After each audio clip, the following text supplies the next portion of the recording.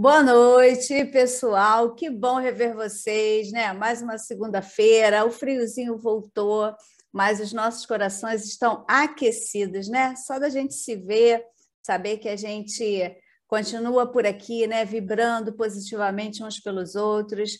A gente ainda não pode abrir a nossa casa, mas as portas das nossas casas estão abertas, né? Do nosso lar, né? Conforto junto com a nossa família, e a gente está ainda, né, imbuído nesse sentimento de se proteger, né, nesse comportamento diferenciado ainda necessariamente, mas a gente está se organizando para que as coisas voltem ao normal, né? E por enquanto a gente vai se vendo assim, né, através da tecnologia, e que hoje Papai do Céu nos abençoe. A gente vai fazer mais um estudo do nosso Evangelho, capítulo 17, cujo título é Sede Perfeitos, né?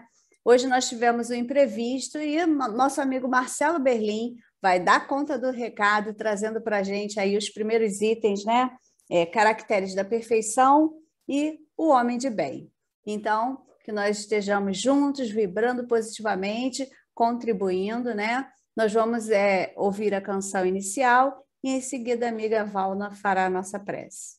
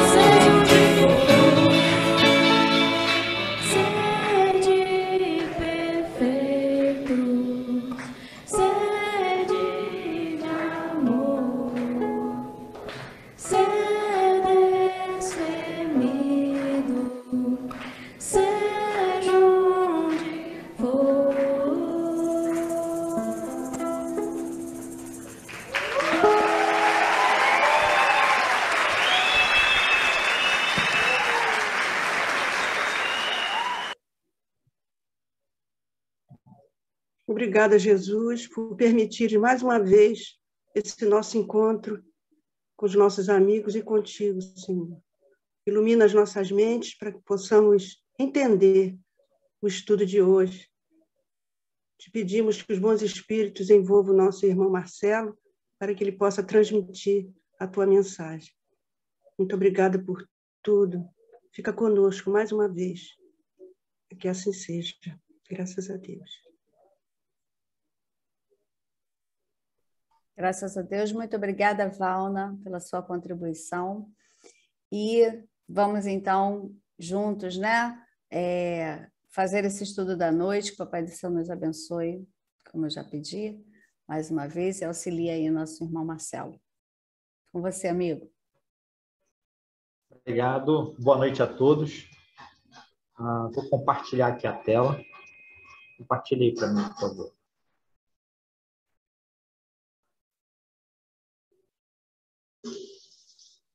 Pode ir.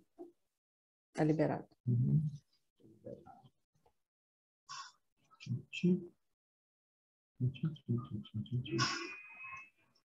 Sede Perfeito, capítulo 17, era de 1 a 7, mas a gente vai fazer um pouquinho menos, porque ficou muito extenso, né? E o tema é muito empolgante, né? O tema é extremamente empolgante.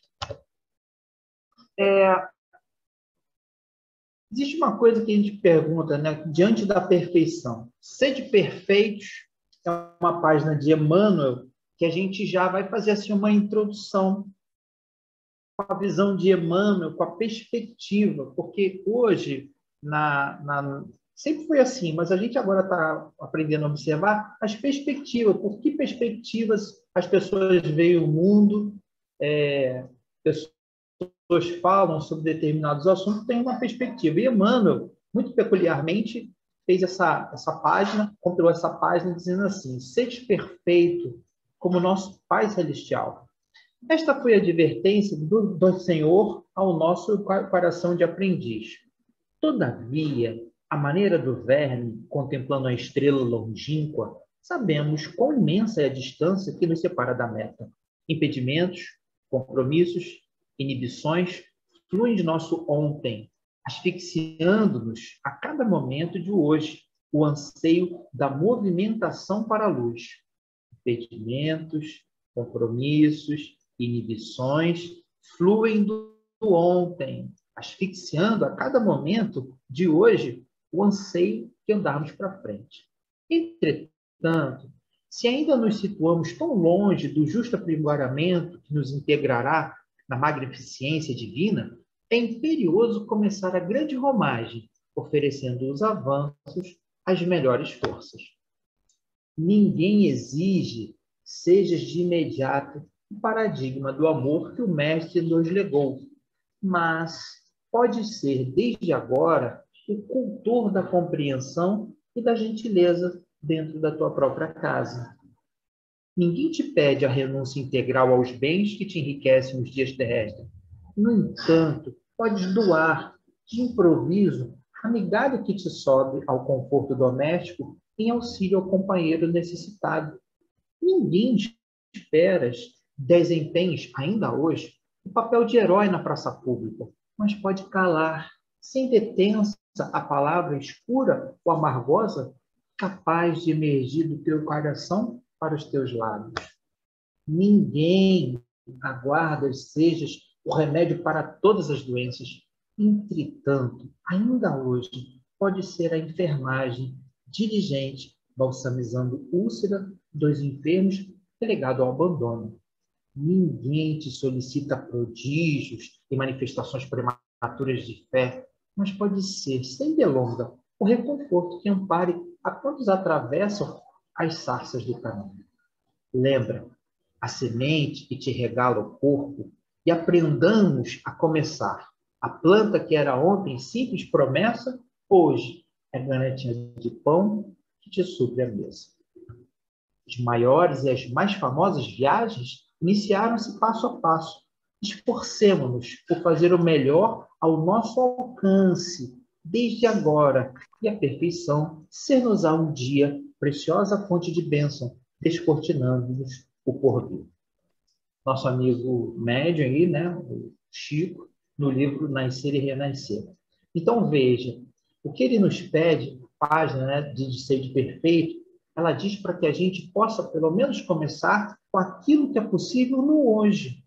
Veja, reencarnamos com as pessoas certas, no local certo, fazendo tudo aquilo. Deus não vai errar o endereço, a reencarnação não erra. Então, aonde a gente foi plantado como semente, a gente precisa germinar, frutificar, né? A gente precisa ser aquilo que é de melhor, nós somos de melhor aonde estamos. Isso vai fazer a diferença. Bom, vejam que perfeição essa folha, gente. Que coisa mais bacana, né? Incrível essa folha aí, né? E a gente começa assim, olha, alguns dizem que a perfeição cristã é possível. Outros acham que não. O que diz a Bíblia sobre isso? E aí a minha pergunta, eu começo aí, né? Jaqueline Viterbo e todos os outros, mas o que você acha? Né? A perfeição cristã é possível? É possível a gente ser perfeito de forma cristã? Vamos chegar lá. Todos chegaram. Vamos chegar lá. Perfeição relativa. Perfeição cristã. Aqui está falando da perfeição cristã. É possível? Agora, é importante que toda vez que a gente vai fazer um estudo, a gente faça uma contextualização. Lembrando que nós estamos estudando o povo judeu. Jesus era judeu. E o que é que se interpretava como perfeito naquela época? Vamos lá? No Antigo Testamento, a palavra perfeição e perfeito procedem do termo hebraico tam ou tamim, cujo significado é completo. Seja perfeito, seja completo, seja correto, seja cheio de paz, sadio, inteiro, sem mancha. No grego, que é da onde a gente bebeu mais informação, de modo geral, o termo é teleios, que quer dizer completo, perfeito, plenamente crescido, maduro, sedes maduro e plenamente desenvolvido, ou seja, o que atingiu o propósito. Então, sede perfeito é para a gente entender que a cada um de nós é dado uma grande tarefa, um propósito. Sede perfeito como perfeito é o vosso Pai, ou seja, ele fez todo um propósito, criou todas umas circunstâncias e cumpriu aquilo que se comprometeu. Então, a palavra sede perfeito é cumpra o teu propósito, como cumpriu fulano, como cumpriu Bertano. Então, por isso que sede perfeito como perfeito é o vosso Pai, como bem disse Jaqueline, é perfeição relativa. Se uma vez que eu chegar a ser perfeito como Deus, seria eu Deus também. Então, a gente não atinge essa perfeição divina, mas a divina relativa. E aí ele vai comentar que Noé, Abraão e Jó, no Antigo Testamento, foram tidos como perfeitos, ou sem mancha, conforme as seguintes passagens lá no Gênesis. Mas eles, contudo, tiveram as suas imperfeições. Né? Então, o perfeito a que se refere o texto quer dizer, obviamente, o quê? Atingir o seu propósito, madureza. Os caracteres da perfeição, ele vai tratar, esse tema aqui, basicamente, ele vai tratar da forma prática, das características pelos quais a gente vai reconhecer aquele que está buscando essa perfeição, aquele que está cumprindo o seu propósito. Então, o capítulo 17, é um capítulo extremamente prático. Gostei bastante. Ele fala na prática de como é que a gente vai fazer isso e como é que isso se comporta. Queria pedir a Tereza para prestar atenção na seguinte situação. Eu vou ler aqui esse textozinho, vou pedir ela para ler. Lê aqui, amiga, por gentileza. Os caracteres da perfeição. Amai os vossos inimigos, fazei o bem aos que vos odeiam e orai pelo que vos perseguem e caluniam. Porque se somente amardes o que vos amam, que recompensa tereis disso? Não fazem assim também os publicanos? Pode ler o segundo, amor.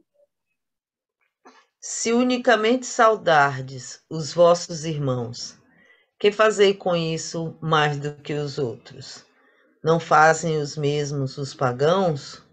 Sede, pois, vós, outros, perfeitos, como perfeito é o vosso Pai Celestial. São Mateus, São Mateus, né? Mateus, obrigado. Eu queria perguntar aqui para a Jaqueline. Jaqueline, você é professora, tem matéria específica ou é de primeira a quarta? De primeira a quarta, a minha formação. Primeira a quarta, tá bom. Volto aqui para a nossa amiga aqui. Queria que vocês dessem uma olhada, e eu grifei o amai, o fazei, o orai, o amardes, né? Eles estão em negritos. O que eles têm em comum?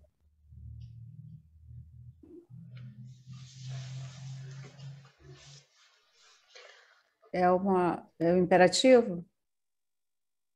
Mais do que Propõe imperativo. Ação. Propõe Todos ação. são verbos, né, do infinitivo, né? Amar, fazer, orar, né? Então, veja só, a característica da perfeição vai tratar exatamente da ação. Nada disso é possível sem a gente agir. Não tem como amar o inimigo se não houver uma ação. Primeiro, uma ação do coração. Depois, a Eliane, quando ela faz o estudo, ela cita muito o amor ágape, que é aquele primeiro amor-ação. Primeiro eu me envolvo, começo a ajudar, nem gosto muito, mas vou entendendo, vou me sensibilizando, vou tendo empatia, simpatia, pronto, aí eu começo a amar. Porque na escala, a gente já aprendeu lá com o Rossandro 15, que é o seguinte, o amor é um sentimento rebuscado, refinado. Para que isso aconteça, parte da premissa que o objeto a ser amado, ou a pessoa a ser amada, ela precisa primeiro ser respeitada e admirada, sem o qual não existe o amor. Pode existir a paixão, o gostar, mas amar pressupõe isso psicologicamente. Então, amar o vosso inimigo, fazer o bem a vós que vos odeiam, e orai pelos que vos perseguem e caluniam, porque se somente amardes os que vos amam, que recompensa tereis disso? Não fazem assim também os publicanos? E se unicamente saudardes os vossos irmãos, que fazer isso mais do que os outros? Não fazem também os mesmos pagãos? Se a gente der uma olhadinha, existem aí cinco personagens. 5 personagens. Eu sublinhei 4, mas a pergunta é: quem foram e quem são os de agora? Que personagens? Os judeus, os inimigos, publicanos, irmãos e pagãos. Quem são os judeus daquela época, né? Era uma casta, né, que acreditava no Deus único, eles foram devidamente aproveitados, mas os judeus eles eram sectaristas, eles eram só para eles, as coisas, o pessoal de fora, se não rezasse na minha cartilha, né, você era um inimigo, você era um pagão. Então, se o judeu, né, quem são os judeus de hoje? Alguém pode me responder?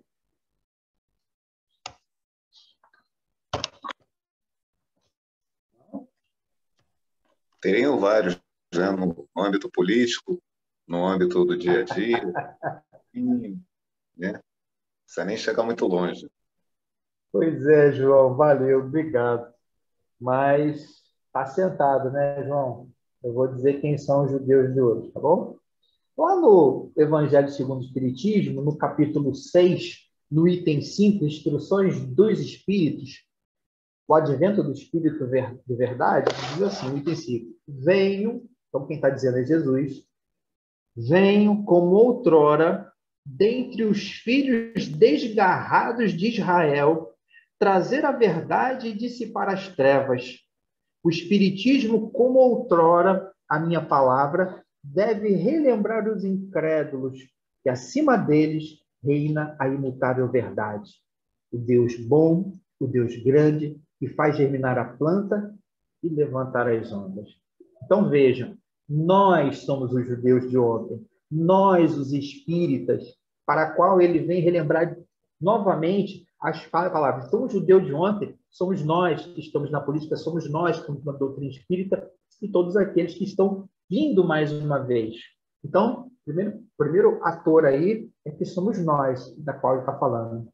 E quem eram os inimigos? Alguém quer falar alguma coisa? Tem um fone aberto aí. E quem eram os inimigos? Ora, inimigos para os judeus naquela época eram os povos diferentes. Não eram da casta deles, eram tidos como inimigo. Mas o inimigo, tipo assim, olha, são nossos inimigos. Não aquele inimigo ferrenho. Mas eles não gostavam de misturar as castas, eles tentavam não se misturar. Então, os inimigos eram sempre grupos, nações, tribos que não compactuavam, que não eram os filhos da luz, como eles se autodenominavam. Se eles não eram judeus, você é filho das trevas. Então, os inimigos eram esses. Quem eram os publicanos? Os publicanos eram os coletores de impostos, que sangravam na carne do povo judeu, tirando dele para um outro povo. E o publicano era muito mal visto, era como as meretrizes. E hoje, né? Perdão, eu vou fazer aqui, depois eu vou dizer no dia de hoje. Publicano eram essas pessoas que iam lá pegar os tributos, pegar ali os impostos, e eles eram muito mal vistos. Eu vou pular aqui e vou falar sobre os pagãos. Pagão era aquele que não professava a religião dele. Não professou a nossa religião, não acredita aqui, né, em Moisés, então está fora. Também não faz parte. E os irmãos eram todos aqueles que professavam aquilo que eles gostavam, eram também os judeus que professavam, né? Mas hoje para nós, quem são os inimigos? Eu digo o seguinte, para aqueles que não estão esclarecidos dentro da doutrina espírita, inimigo é aquele cara que vem de fora, vem de um outro país, talvez seja de um outro grupo, não necessariamente religioso, mas de outro grupo político, ou se ele torce para determinada X ou Y. Então, existe essa situação que a gente acha que o outro é inimigo, só porque ele é diferente, porque ele vem de fora, porque ele não concorda com as nossas ideias. Os publicanos são os impostos. Às vezes a gente, né, fala mal do governo, fala mal dos políticos, a gente fala mal daqueles que nos tiram alguma coisa. Estão certos ou errados? Não é para a gente estar falando sobre isso.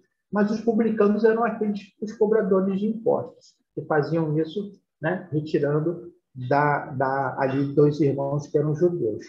Os pagãos são aqueles que não professam a mesma religião que a gente, hoje em dia. São os nossos irmãos candomblecistas, católicos, budistas, maometanos.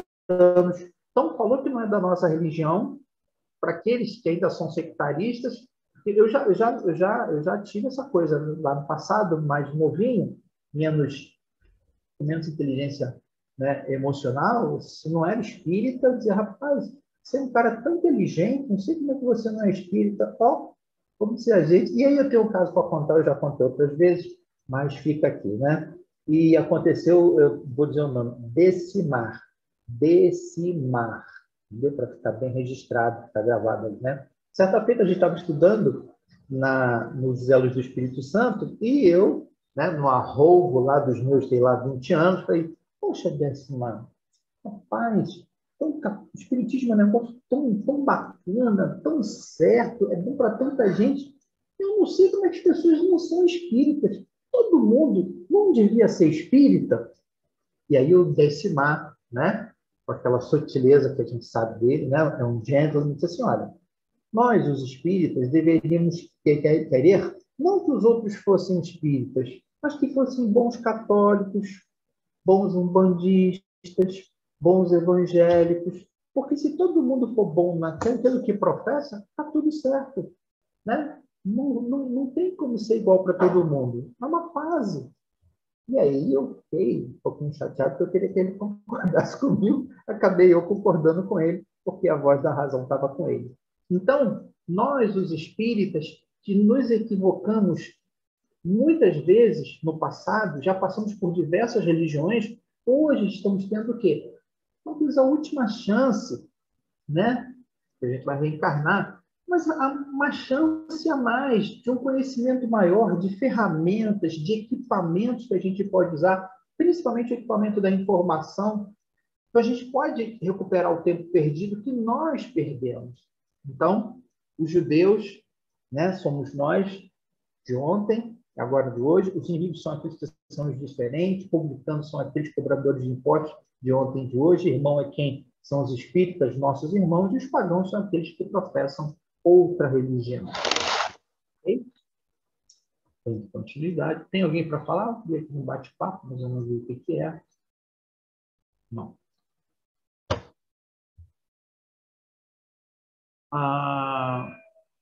Vou pedir para a nossa amiga Jaqueline. Jaqueline, lê isso para a gente, por favor. Sim. Pois que Deus possui a perfeição infinita em todas as coisas, esta proposição. Sede perfeitos, como perfeito é o vosso Pai Celestial. A essas palavras, portanto, devem entender-se no sentido da perfeição relativa, a de que a humanidade é suscetível e que mais a aproxima da divindade. Em que consiste essa perfeição? Jesus o diz: em amarmos os nossos inimigos, em fazermos o bem aos que nos odeiam, em orarmos pelos que nos perseguem. Mostra ele, desse modo, que a essência da perfeição é a caridade na sua mais ampla acepção, porque implica a prática de todas as outras virtudes. Gente, a nossa grande oportunidade da gente poder aproveitar de forma hábil o que está acontecendo no nosso dia a dia. Quando nós somos levados, talvez, ao dissabor de um contraponto. A gente está vendo aí, e nós estamos participando de alguma forma, né? Eu quero sempre dizer que esse estudo primeiro é para mim, e depois para os meus ouvidos, para os ouvidos mais próximos. A gente faz estudo todo para a gente. Quando na internet alguém fala alguma coisa descabida, fala alguma coisa até coerente, mas não usa as palavras corretas, e a gente, por não ter musculatura moral, principalmente emocional, a gente vai lá e, né, entra numa contenda. Gente, é um grande momento da gente, estando com essas pessoas, da gente fazer um trabalho, não afastá-las, continuar a conversa, apesar de... Então, ele diz assim, amar os inimigos, o inimigo não é necessariamente alguém que te fez mal, mas é alguém que contenda com você. Porque se você continuar, não numa discussão, ele discutindo e você falando, ele tem oportunidade de aprender. Ele vai ter essa oportunidade. E para nós é um grande esforço, porque as coisas acontecem na nossa vida para duas coisas. A primeira é para aprendizado, a segunda é para fortalecimento. Presta atenção se você está sempre passando pelos mesmos problemas. O que a vida quer te mostrar? Ora, melhor do que ninguém, a professora sabe, depois de um ano letivo, se o companheiro passa naquelas provas, não fará as mesmas no segundo ano, com provas diferentes. Mas se todas as vezes ele está repetindo as mesmas provas, teve até um amigo meu que se formou na 7ª série, ele fez 4 anos a 7ª série, saiu formado, né? Foi muito legal. Então, tirando isso, o que acontece? Se toda vez você passa pelo mesmo problema, isso quer dizer apenas uma coisa, que você não está sabendo concluir essa prova. Porque o aprendizado é em espiral. Quando você é uma pessoa nível 3 e tem um problema nível 5, é um grande problema. É um problemão. À medida que você passa por aquilo, aprende alguma coisinha, sai de lá com conteúdo de 20%, e você passa a ser uma pessoa de nível 4, e de novo um problema de nível 5, ainda é um desconforto. Mas, quando você já é uma pessoa de nível 7 e passa pelo problema de nível 5, não é mais um problema, é uma circunstância. Já quando você é pessoa de nível 10, problema nível 5, é meramente uma situação. Então, veja, os problemas eles não mudam, somos nós identificando eles e aprendendo com eles que nos fortalecemos, até o dia que eles deixam de ser problemas e passam a ser circunstâncias. Já não me irrito mais quando o fulano fala isso. Por quê? Ele já venceu, você já compreendeu que é o tempo dela, ela fala sempre gritando. Sabe aquele pessoa que fala gritando, que toda assim, cara, você está brigando, não, deixa a gente falar. E depois de 20 anos, você aprende que é o jeito da pessoa. Lá de onde ela veio, da Paraíba, ela fala assim. Então, a gente tem que aceitar. Carminha está querendo falar, Marcelo. Pode Como falar, assim da cara. Paraíba? Carminha está na fila. Ó o bullying. Posso falar? Pode. Bom, eu queria propor um outro viés, porque o Ele Marcelo está colocou... falando de mim. Eu sei, não entendi a brincadeira, mas eu queria propor um outro viés, porque o Marcelo colocou assim, que o inimigo é aquele que discorda de nós, que pensa diferente de nós, que tem uma religião diferente, né? Que tem uma proposta diferente, seja lá em que assunto for. Aí, mas eu estava aqui analisando. O prefixo in é não, né? Uma negativa. Não amigo. Amigo é aquele que quer o nosso bem, que nos quer bem, que quer o bem para nós. Inimigo é aquele que quer o nosso mal. Aí, se a gente olhar o inimigo dessa maneira, eu acho que eu vou usar o termo que o Júlio usa muito. A gente tem que adotar um outro viés, que é no tocante ao amor que Jesus nos propõe. Como eu vou amar aquela pessoa que me quer mal? Eu tenho que entender que esse amor a que Jesus se refere não é o mesmo amor que a gente tem por aqueles que nos querem bem.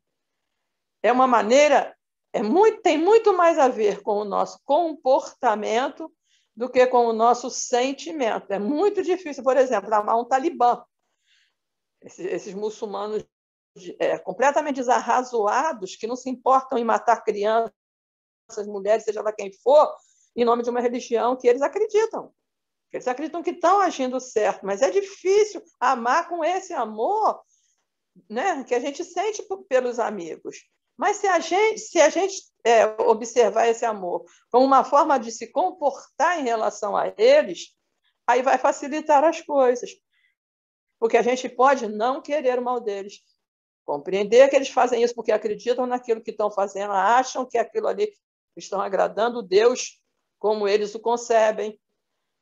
Então, eu queria só propor esse outro viés para esse mesmo tema. Obrigada. Obrigado, Carminha. Tereza, agora? Depois da Tereza Tabosa. Na verdade, eu queria falar que inimigo, né? Inimigo eu acredito que seja... que eu não consigo ver o inimigo assim na sua máxima, né, da palavra, né, no máximo da palavra. Mas eu consigo ver assim toda pessoa que não comunga com os teus princípios, né? Tanto que esses princípios sejam certos, que esses princípios sejam errados, se não comungarem com esses princípios, digamos que ele seja o teu inimigo, né? Porque não comunga. Então, eu estava... Hoje, por exemplo, com essa pandemia, a gente vive, eu principalmente, vivo muito encapsulada, né? Digamos assim, trabalho, casa, casa, trabalho. Final de semana, casa. Então, de repente, hoje eu tive que me estender até lá embaixo, no Rio, e eu me deparei com um mundo que eu fui muito testada hoje, né? Eu fui muito testada, porque a todo momento eu tive que tentar entender por que as pessoas estão agindo de forma diferente, com total falta de respeito, com total falta de educação, com total quebra de protocolos, né? E você ter que lidar, você ver isso e tentar entender, que é para poder você não pensar de forma negativa em relação àquele outro que está fazendo tudo isso. E foi um teste muito grande, né? E eu teve horas que eu senti uma certa facilidade, teve horas que, quando foi muito forte, eu fiquei realmente, mexeu com o meu homem, o homem velho, como se diz, né? E aí, mas é muito complicado você lidar com isso. Mas é um exercício constante, né? Porque, como diz lá, se a gente só estiver ao lado de quem comunga com a gente, como é que a gente vai aprender, né? Então foi um grande exercício. O exercício é como lidar com essas diferenças, né? Como trabalhar dentro de si esse lado que as pessoas não conseguem ver, não conseguem entender, não conseguem respeitar. Então é um aprendizado toda a vida que você consegue vencer isso. Eliane. Eu lembrei quando Carminha falou a respeito, né, da pessoa, ela oferece o que ela tem, né, e ou de bom ou de ruim, com o aprendizado que ela teve durante a vida toda, e muitas vezes achando que está fazendo certo segundo suas crenças. Aí eu lembrei de um exemplo interessante, não é? Seria fácil amar Saulo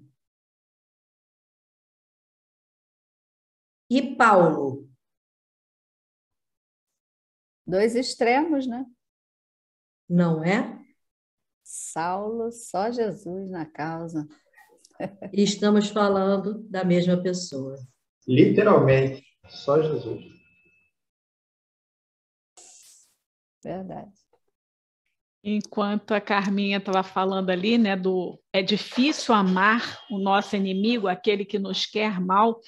Não é fácil, tá, gente? Mas veio aqui na minha cabeça. Jesus está sempre perdoando as nossas infantilidades, a nossa ignorância.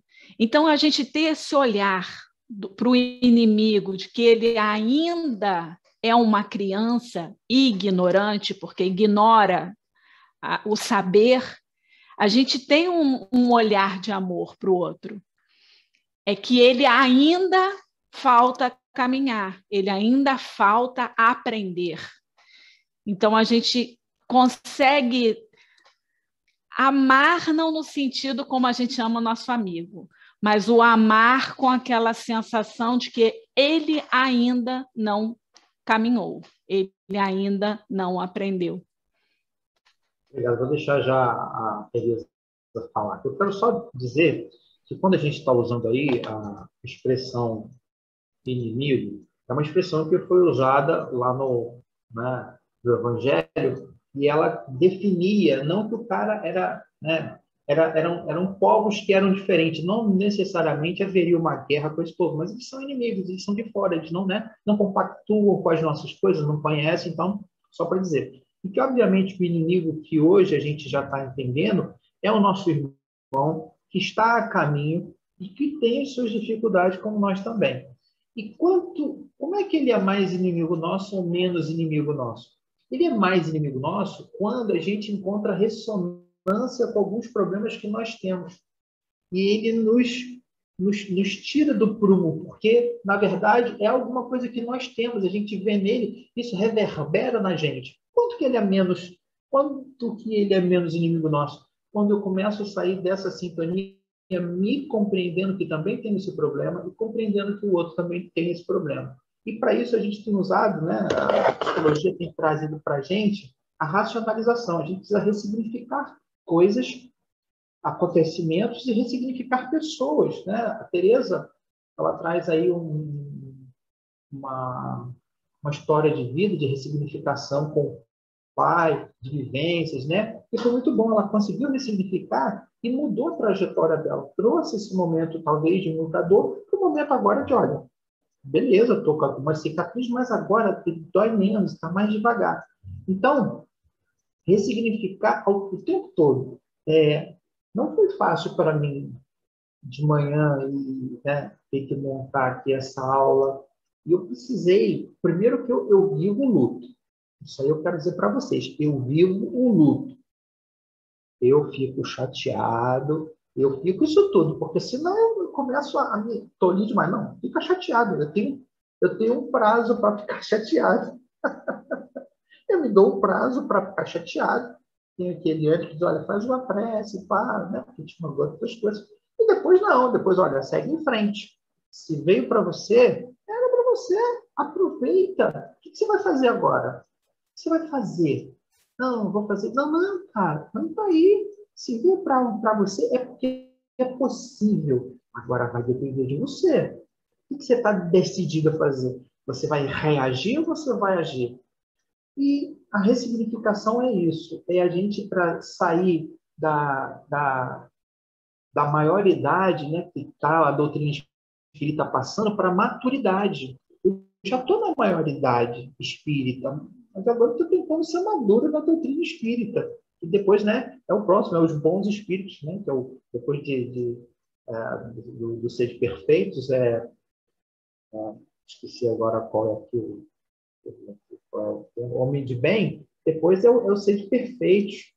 Então, faz parte do processo a gente ficar chateado, faz parte do processo a gente compreender que o maior inimigo somos nós, de nós mesmos, se assim fizermos. Ok? A Tereza ainda está com a mão levantada. Tereza desistiu e a Carminha botou uma pergunta no chat aqui.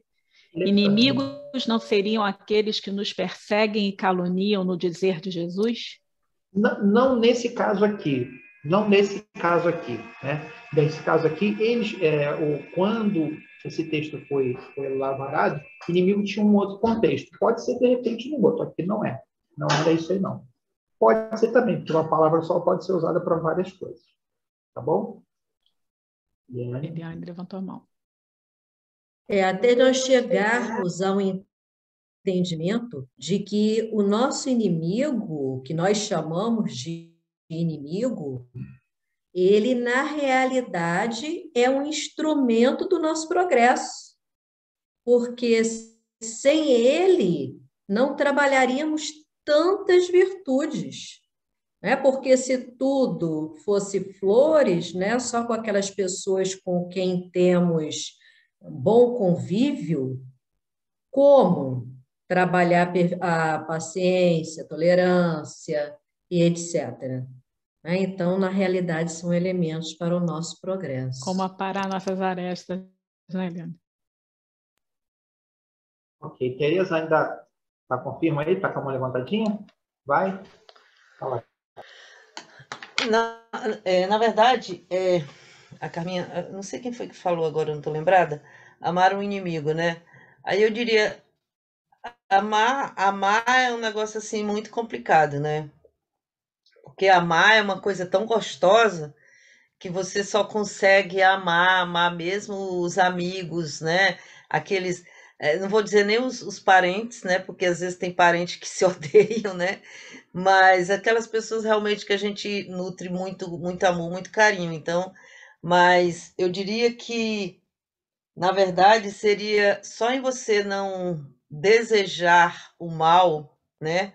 Aquela pessoa que te fez mal, né? Se você conseguir chegar no nível de não desejar mal a quem te desejou o mal, a quem te fez o mal, eu acredito que você já está no caminho, né? Não é necessário, não é necessariamente preciso que você ande de mãos dadas ou de braços dados, mas pode manter-se uma certa distância, claro, e de forma que você não alimente essa energia, né?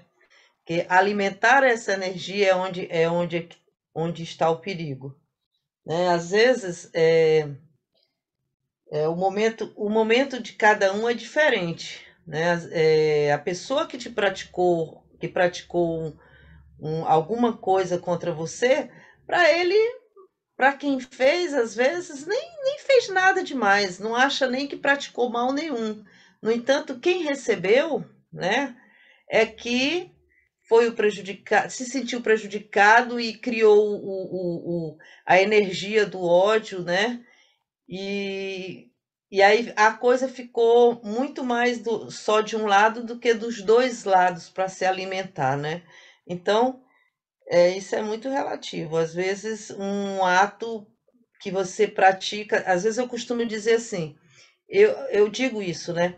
Eu não conheço hoje quem eu tenha ódio, eu desconheço essa pessoa que eu tenha ódio, né? Que eu tenho esse sentimento de raiva, sabe? De querer que se dane, digamos assim. Eu desconheço dentro dessa encarnação, eu desconheço essa pessoa. Passada é outra coisa, né? Que a gente vai ter que ver depois, a nível de passado. Mas agora não. Mas, no entanto, de repente eu posso ter feito alguma coisa, né? E essa pessoa ter achado que foi um grande mal, né? Perfeito, perfeito. E aí você é a coisa assim unicamente de um lado só. O que acontece é o seguinte, a gente tem uma frase de Chico que é muito interessante, que diz assim: o mal que me fazem não me faz mal. Isso ele já está num outro nível de consciência, tá? O mal que me fazem não faz mal. O mal que eu faço, esse sim me faz mal. Então, fazer mal, né, fazer mal e trazer o mal tem lá uma diferença. Continuando, gente.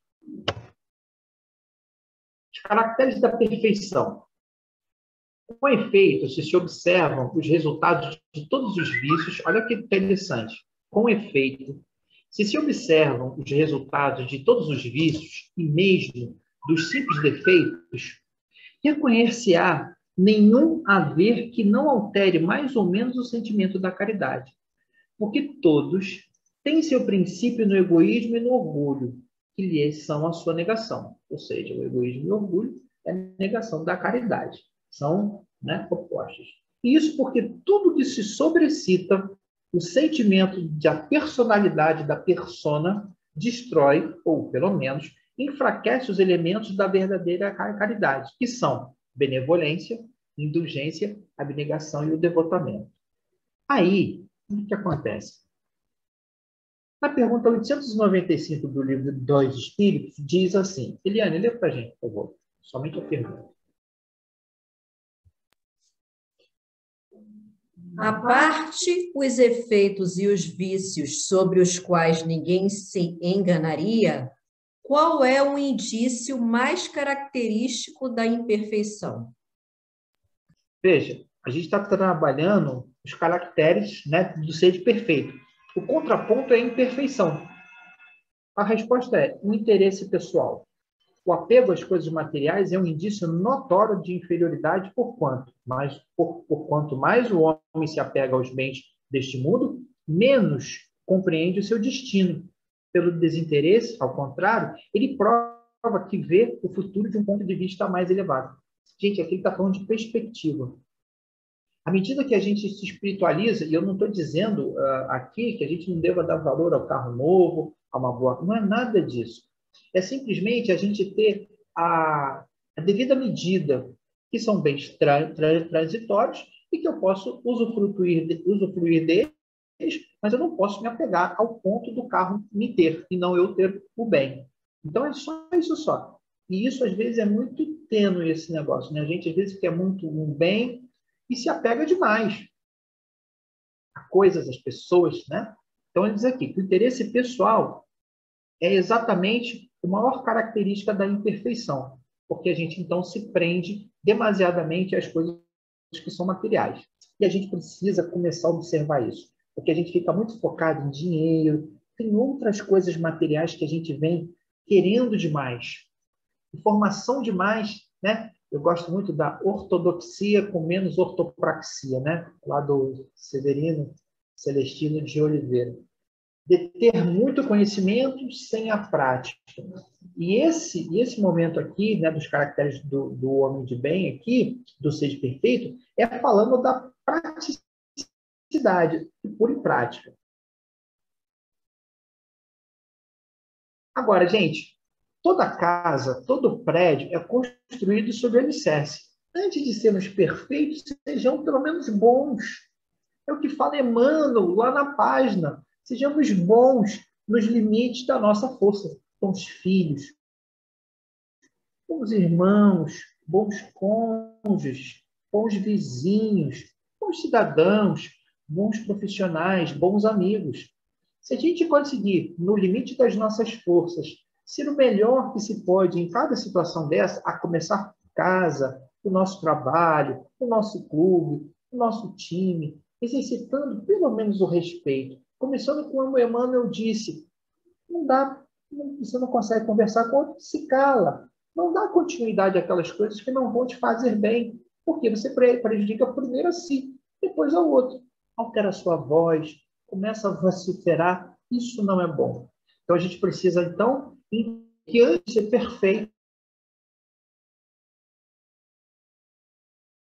e esse caminho não é outro a não ser trilhar o dia a dia, aproveitando, dentro das nossas possibilidades, todas as oportunidades que o dia nos proporciona.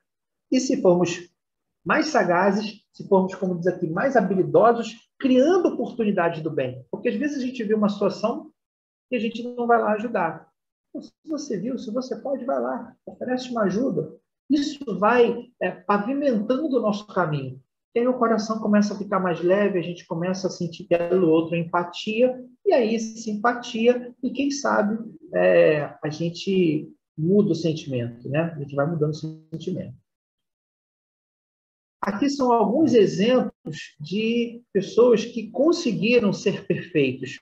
O perfeito aqui, gente, é aquele perfeito relativo. O que era a perfeição? Era aquele que conseguia cumprir, como a gente falou lá, o seu propósito. Seja perfeito, cumpra o seu propósito. Esse aqui são alguns amigos que acreditamos tenham cumprido o seu propósito, né? Esses são aqueles que saem na mídia, né, de alguma forma, mas tantos outros cumpriram o seu propósito de forma anônima.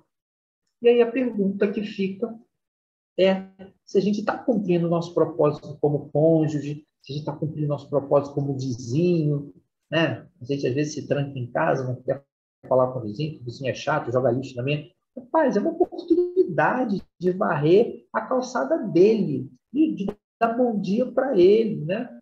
O Sérgio Aleixo, é Sérgio Aleixo, né, que faz, acho que é Sérgio Aleixo, ele falava que passava na frente, né, dava bom dia e o cara não respondia. E ele dava bom dia e depois, parece que de uma semana, o cara grunhiu. Ele falou, ó, começando a melhorar, já saiu do som.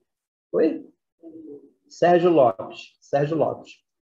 E aí ele vai dizendo que à medida que foi passando, até o dia que o cara disse, bom dia. Pô, rapaz, olha a força da persistência. Ele não desistiu do vizinho. O vizinho tinha lá os seus problemas. De tanto ele ir, de tanto ele ir. Inclusive, eu quero indicar para vocês um filme que vimos aqui, muito bom, acho que a gente já falou, né? Somos todos iguais, baseados em fatos reais. Muito bom, muito bom. Vejam. Ok? Dando continuidade. Quando eu fui fazer esse estudo sobre um homem de bem, me ocorreu uma coisa muito interessante. Muito interessante. Eu vi que tinha algumas coisas que eram palavras que vieram na minha cabeça. Perspectiva, ferramenta, oportunidade, utilização, direcionamento. Foram coisas que eu falei, cara, porque o que é o Evangelho, gente? É um mapa, é uma bússola de comportamento. É onde a gente faz a avaliação de nós mesmos. Será que eu estou me comportando como um homem de bem? Será que eu estou me comportando como a parábola do semeador? Como é que eu estou me comportando sobre cada uma dessas coisas? Então, ali você tem a bússola. E não vai dar para dizer quando a gente chegar do outro lado, né, que a gente não sabia. Vamos aí para o Evangelho.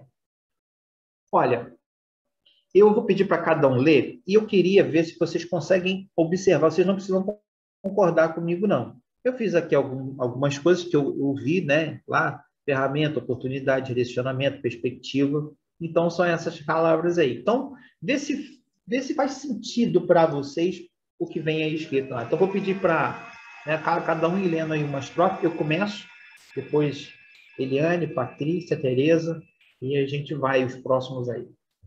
O verdadeiro homem de bem é o que cumpre a lei de justiça, de amor e de caridade, na sua maior pureza. Se ele interroga a consciência sobre os seus propósitos, seus próprios atos, a si mesmo perguntará se violou essa lei, se não praticou o mal, se fez todo o bem que podia, se desprezou voluntariamente alguma ocasião de ser útil, se ninguém tem qualquer queixa dele, enfim, se fez a outrem tudo o que desejara lhe fizessem. Eu acho que aqui tem ferramenta e oportunidade. Quais são as ferramentas que ele pode usar aqui? Justiça, o amor, a caridade, ele pode interrogar os seus atos. Isso são ferramentas que dá para usar. Oportunidade. Todas as oportunidades que ele tem aqui, ele está exercitando, ele está usando as ferramentas. Próximo. Deposita fé em Deus, na sua bondade, na sua justiça e na sua sabedoria. Sabe que sem a sua permissão nada acontece e se lhe submete à vontade em todas as coisas. Direcionamento. Tem fé no futuro. Razão porque coloca os bens espirituais acima dos bens temporais. Interrogações.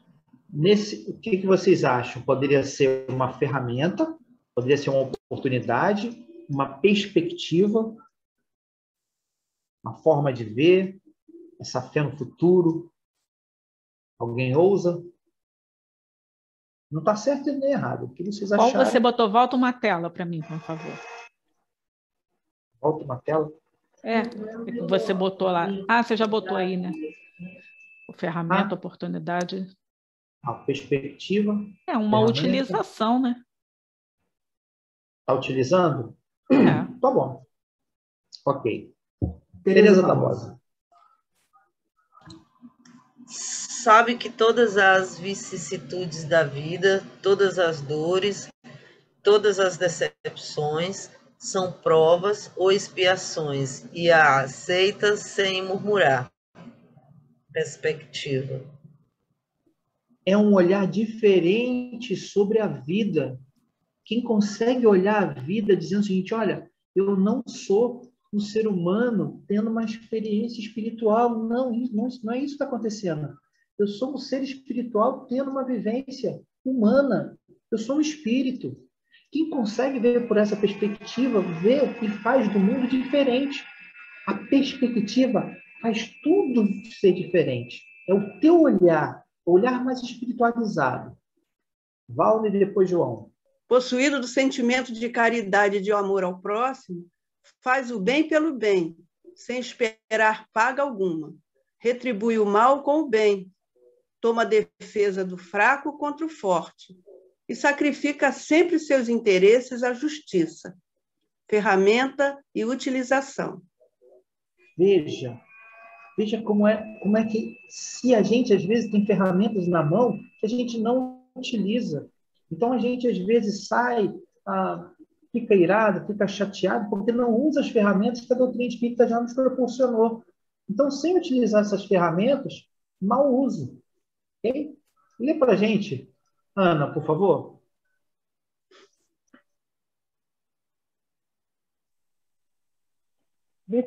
Definição tá bom.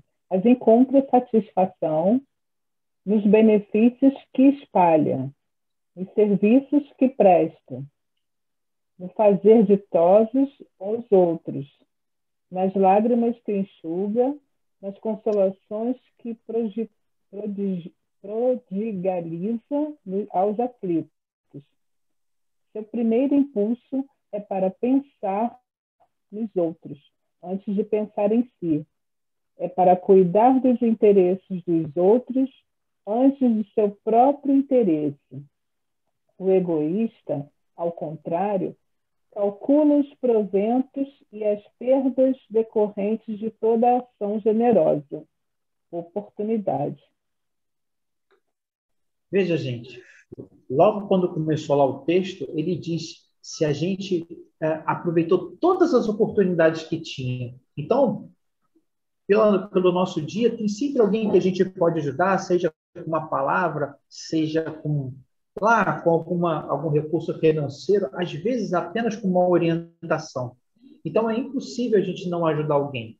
Então, são oportunidades todos os dias que se apresentam, às vezes mais de uma. Então, aproveitá-las é um processo natural. Maria Paula, por gentileza. O homem de bem é bom, humano e benevolente para com todos, sem distinção de raças nem de crenças.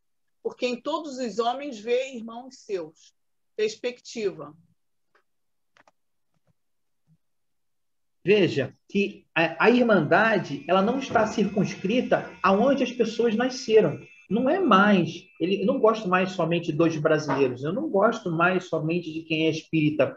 Mas agora ela está circunscrita à vibração. Ou seja, eu gosto de todos aqueles, né, que estão vibrando. Ou seja, quem é meu próximo? É tudo aquilo que vive. Então, sobre essa nova perspectiva, então, ele é benevolente para com todos, sem distinção de raça, crença, cor, partido. Ele é bom por ser bom. Vamos ver quem é o nosso outro amigo aí. Júlio Filho, tá por aí? Respeita nos outros todas as convicções sinceras e não lança anátema aos que, como ele, não pensam. Teria oportunidade, ferramenta, utilização? O que vocês acham? Toda a convicção sincera. Respeitar as convicções sinceras sem lançar anátema. Eu vejo isso como uma ferramenta. Uma ferramenta e utilização. Né? Perfeito. Adequa-se melhor, na minha opinião. Respeitar a convicção sincera do outro. Como que a gente consegue isso? Respeitar o Talibã? Porque ele está sendo sincero na convicção dele. Convicção sincera. Hoje eu vi um comentário, Marcelo. Hoje eu vi um comentário de um repórter que viveu lá, né? Passou um bom tempo lá e ele falava a respeito exatamente dessas questões, que aquelas pessoas têm um olhar diferenciado e por isso elas têm um comportamento diferenciado, uma vivência diferenciada da nossa, do Ocidente, e que por conta disso nós temos dificuldade de os compreender. Ele acredita que as pessoas que lá vivem vão passar um bom tempo sob aquele regime, que é um regime muito repressivo, um regime muito duro, mas que é o começo de uma caminhada que foi interrompida quando os Estados Unidos, então, resolveu entrar lá no Afeganistão e prometer ao povo liberdade. Né? Parece que ele quis dizer para nós que a liberdade daquele povo vai ser construída por eles mesmos. Então, muito oportuna essa questão, né? Ferramenta e utilização quando você respeita as convicções alheias. Eu achei bastante interessante. No seu caso, Júlio, bem interessante também, porque como você é homem da lei, como respeitar as convicções sinceras do estelionatário, do ladrão, daquele que é bandido? Ele acredita que aquilo é o certo, a criação. Ou seja, eu sempre digo isso, ninguém nasce bandido. Há uma sucessão de fatos e situações, de alguma forma, tanto é que tem, a gente já viu outro dia, os ladrões se reúnem, oram, pedem proteção a Deus para o assalto. Olha que coisa interessante. Mas, Marcelo, observa só, né? A gente isso é único, entendeu? Só tem essa maneira de pensar, nós só temos essa maneira de pensar porque nos disponibilizamos para estar aqui estudando doutrina espírita e vendo, né, essas colocações. Porque se essas coisas não são colocadas para nós, a gente tem dificuldade de entender o posicionamento deles, isso sem sombra de dúvida. Eu estou sendo sacudido aqui, né, com as lições de hoje. Estou sendo sacudido, porque eu tenho que... Isso está me lembrando que eu tenho que ter essa visão. Né? Estou tomando aqui as minhas sacudidelas. Está muito bom. Seguindo. Maria Paula quer falar, Marcelo. Opa, fala, Maria. É curioso, é isso que você falou, né? Que o bandido também ora. Inclusive, eles têm fé em santo, no São Jorge. Né? Eles têm orixá, eles têm a crença deles, que vai proteger, que vai fechar o corpo, e por aí vai.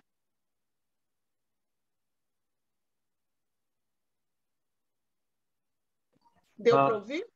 Deu, perfeito, é verdade, eles acreditam nisso, tem, né? E tem fatos que acontecem que nós não... Eu certa feita vi, não vou me delongar muito, acho que a CNN estava filmando uma entrada, né, dos policiais numa determinada incursão, numa comunidade, e a gente via que tinham 3 policiais atirando num cara praticamente parado e nada aconteceu. Olha, quero crer que os anjos da guarda dele fizeram de tudo, porque não sei se não era a hora, e é fantástico. Então, existe sim, sempre que Deus está aí, né? A gente vai ver mais aqui na frente, o sol é para os justos e para os ímpios, ele não tem essa distinção, ele vai proteger a todos, sem distinção. O filho que é mal criado e o filho que obedece, ele protege a todos. Mas sigamos nós aqui, só um instante. João Carlos, você consegue ler essa aí para a gente? E aí vocês ficam aí atentos aí para ver se é oportunidade, utilização, perspectiva, ver o que é aí. Vai, João. Desativei o microfone. Em todas as circunstâncias, toma por guia a caridade, tendo como, aí o senhor atrás na frente, eu não consigo ver. Certo que é aquele que prejudica a outro, né, com palavras malévolas, que fere com seu orgulho e o seu desprezo a suscetibilidade de alguém que não recua à ideia de causar um sofrimento, uma contrariedade, ainda que ligeira, quando a pode evitar. Fala ao dever de amar ao próximo e não merece a clemência do Senhor. Já vou me permitir aqui, que acho que daqui eu consigo ler. Em todas as circunstâncias, toma por guia a caridade. Todas as circunstâncias, ele tem uma bússola. Tem como certo que aquele que prejudica a outrem com palavras malévolas, que fere com seu orgulho, seu desprezo, a suscetibilidade de alguém, que não recua à ideia de causar um sofrimento, uma contrariedade, ainda que ligeira, quando pode evitar, falta o dever de amar ao próximo e não merece a clemência do Senhor. Acho que aqui tem algum erro aqui que não merece, é que merece a clemência do Senhor. Ou seja, a caridade dele, ele compreende que essas pessoas são assim e que merece a clemência do Senhor, porque de outra forma ele não estaria sendo caridoso. Então, nessa situação aqui, eu acho que ele aproveita a oportunidade de ferramenta, a oportunidade de exercer a caridade e a caridade de botar em prática. Ok? Eu mesmo vou ler o restante. Não alimento ódio, nem rancor, nem desejo de vingança. A exemplo de Jesus, perdoa e esquece as ofensas. E só dos benefícios se lembra, por saber que perdoado lhe será conforme houver perdoado. Olha, gente, aqui eu acho que é o aproveitamento e o entendimento da lei de causa e efeito, de plantão-colhe. De vez em quando, eu mesmo, algumas coisas que me acontecem, eu fico pensando, né, como é que eu vou reagir, eu fico elucubrando desejos ruins de rancor, mas depois de rapaz, eu estou me prejudicando. Como é que é? Eu vou continuar ainda com isso, com tudo que eu já sei, aí eu começo aqui uma conversa íntima para poder sair disso, porque eu acho que eu já precisava estar mais maduro do que estou. Então, eu preciso me chamar a atenção. Como é que é isso? Eu ainda vou continuar com isso? Até quando? Por que eu estou tão infantil em relação a essa sensação? Então, eu fico nesse quase conflito aí. E ele continua. É indulgente para fraquezas alheias, porque sabe que também necessita de indulgência. E tem presente esta sentença do Cristo. Atire-lhe a primeira pedra aquele que se achar sem pecado. Então, ele está utilizando, né, dessa ferramenta que é a indulgência, sabendo que também ele já precisou de ajuda. Não é, Edna? Todo mundo precisa de ajuda. Se a gente não deixar para lá, não fizer por menos. E eu gosto muito de uma coisa que é velório. Eu gosto muito de velório. Eu acho velório uma coisa interessantíssima, um aprendizado. Velório é um negócio para você aprender. Mas muitas das vezes você vai lá no velório, de preferência que seja de um amigo, não seja da família, mas você vai lá e aí você vê os outros velórios. E o choro convulsivo, né? Muitas das vezes, aquele choro é porque você foi duro demais. E naquele momento, você estava chateado, não tem mais valor. Você levou a ferro e fogo uma coisa que agora deixou de falar que gostava, deixou de abraçar. Por quê? E é no velório, eu costumo dizer que era bom que a gente fosse, pelo menos um velório a cada 60 dias, para ir lá ver, porque é nesse momento que você é sacudido, como disse o Júlio. Sim, rapaz, presta atenção. Olha só, você vai vir para cá mais cedo ou mais tarde. Não é melhor você rever os teus conceitos? Reveja enquanto é possível. Então, é no velório, é na despedida que a gente vê aquilo que a gente realmente aprendeu. Então, eu particularmente acho que é um grande aprendizado, porque a gente só costuma dar valor às coisas em duas situações. Uma quando está prestes a perder e outra quando já perdeu. Né? Alguns de nós mais felizes, quiçá mais maduros, não, dá valor agora, em quem eu estou agora, as relações, os sentimentos, valoriza agora. É o que a gente precisa aprender. Ok? Nunca se compraz em rebuscar os defeitos alheios. Está falando aqui de fofoca. Nem ainda em evidenciá-los. Se a isso se vê obrigado, procura sempre o bem que possa atenuar o mal. Olha, gente, menina, eu tenho uma coisa para te dizer. Fala, fala, fala, fala. Olha, e aí eu lembro do livro Fonte Viva, deixa eu ver aqui que eu estou aqui para ver se eu estou mostrando certinho. Do livro Fonte Viva, fermento. Um pouco de fermento leveda a massa toda. Então, quando a gente faz qualquer pronunciamento sobre a vida alheia que não seja para manifestar um bem, uma oração, ajudar, a gente fermenta a massa maléfica e se alimenta dela, nos prejudicando e evitando que ajudemos o próximo. Duplo problema. Marcelo, tem uma professora amiga que ela fala para os alunos dela, que quando o aluno vai falar de alguém, né, para ela, ela fala: pessoas inteligentes não falam de pessoas, falam de ideias.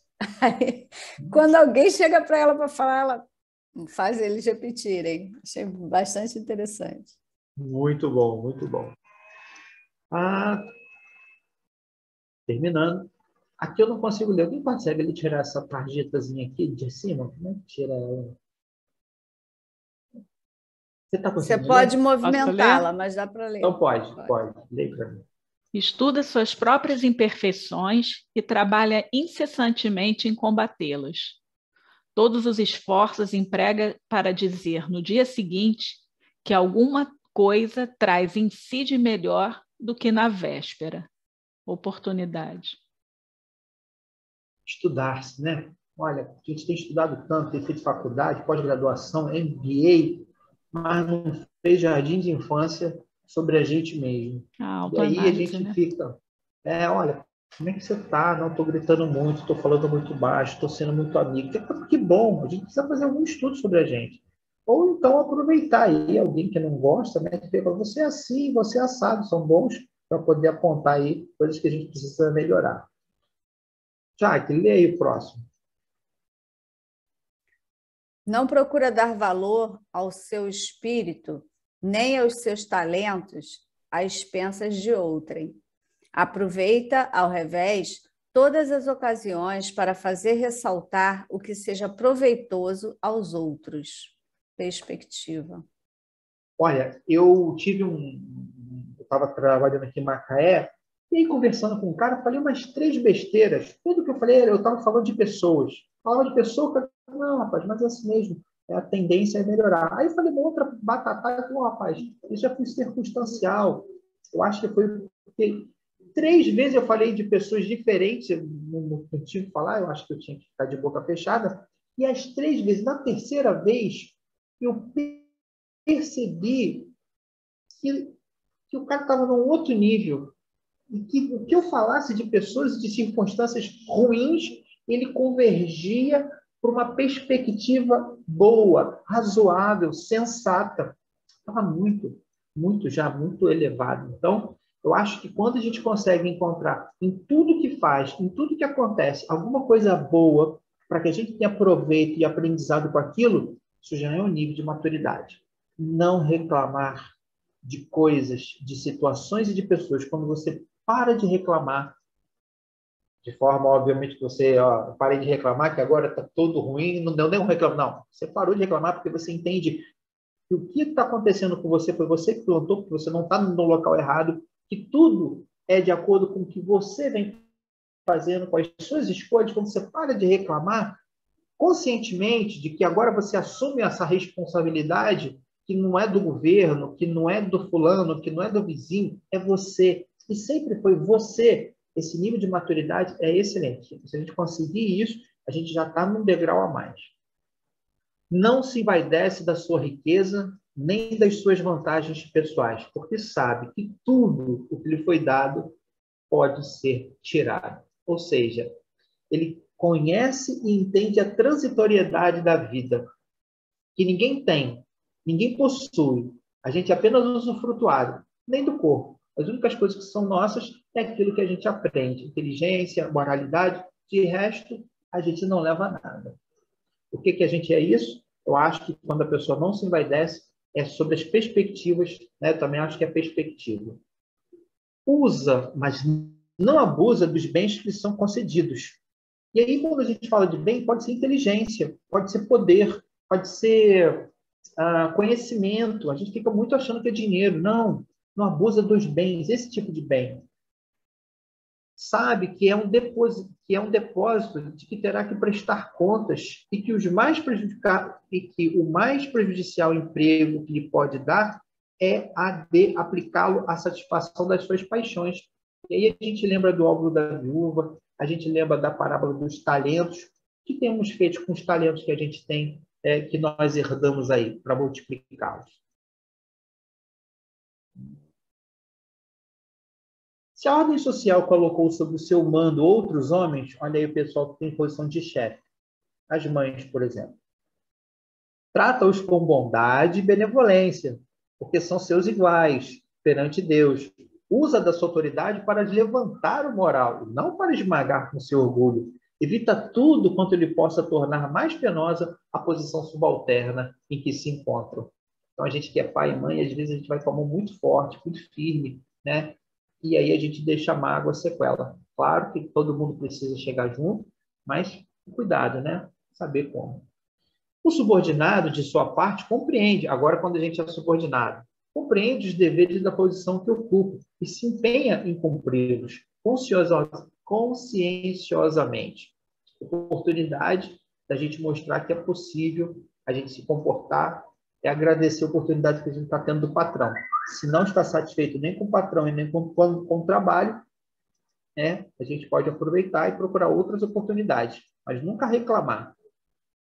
Finalmente, o homem de bem respeita todos os direitos que aos seus semelhantes dão as leis da natureza, como quer que sejam respeitados os seus. Então, isso aí é ferramenta. Não ficam assim enumerados todas as qualidades que distinguem o homem de bem, mas aquele que se esforce por possuir as que acabamos de mencionar, no caminho se acha que a todas as demais conduz. Eu acho isso fantástico.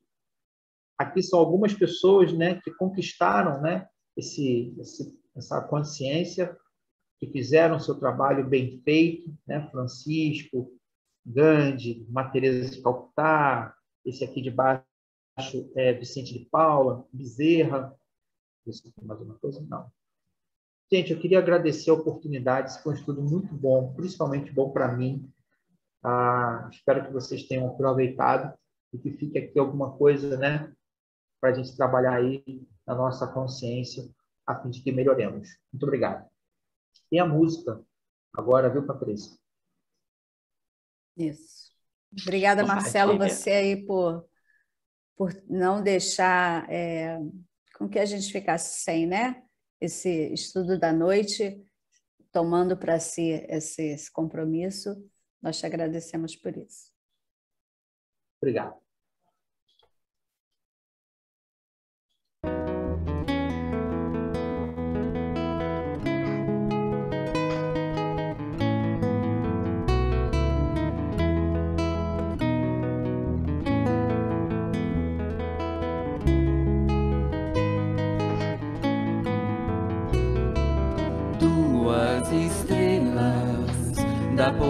pobreza em 2 paletós e um burel, da bondade a beleza, a terra espelha o céu. O pequeno de Assis estremece o Vaticano, toma a cruz, renega-se o zenite franciscano.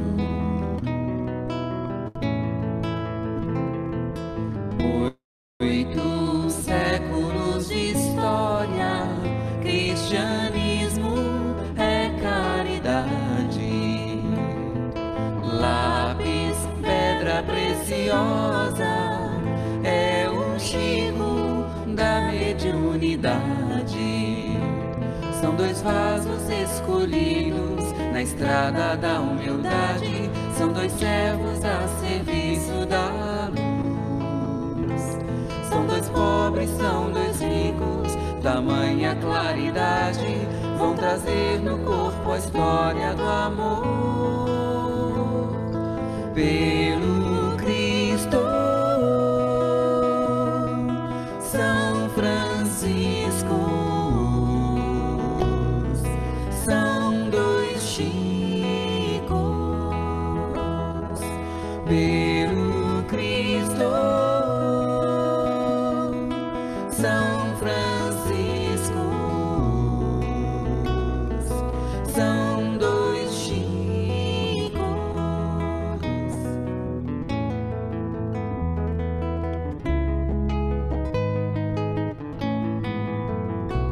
São 2 vasos escolhidos na estrada da humildade, são 2 servos a serviço da luz.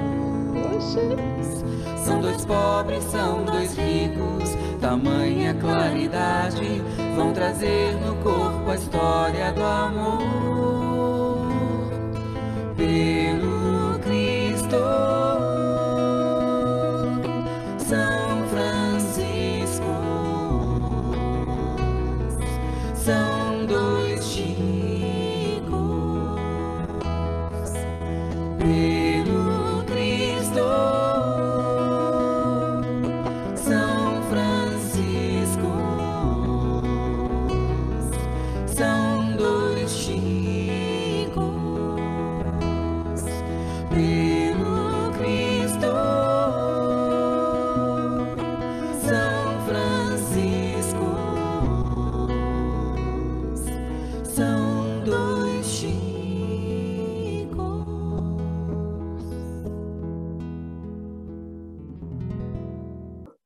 Senhor Jesus, amado Mestre, obrigada, Senhor, pela lição de hoje. Que possamos colocar o aprendizado da noite em prática, através do exercício de ser bom amigo e ser bom filho, Senhor. Conduza-nos, ampare-nos e fica conosco, Senhor, hoje, agora e sempre, graças a Deus. Graças a Deus. Muito bom, meus amigos, nós agradecemos, né, a presença de todos vocês, presença virtual, né, por enquanto, e a gente se encontra na próxima quarta-feira, que nós possamos, nesses dias aí, né, colocar em prática, como a Patrícia solicitou na sua prece, vivenciando aí os ensinos do nosso Mestre Jesus. Muito obrigada a todos, fiquem com Deus, até quarta-feira.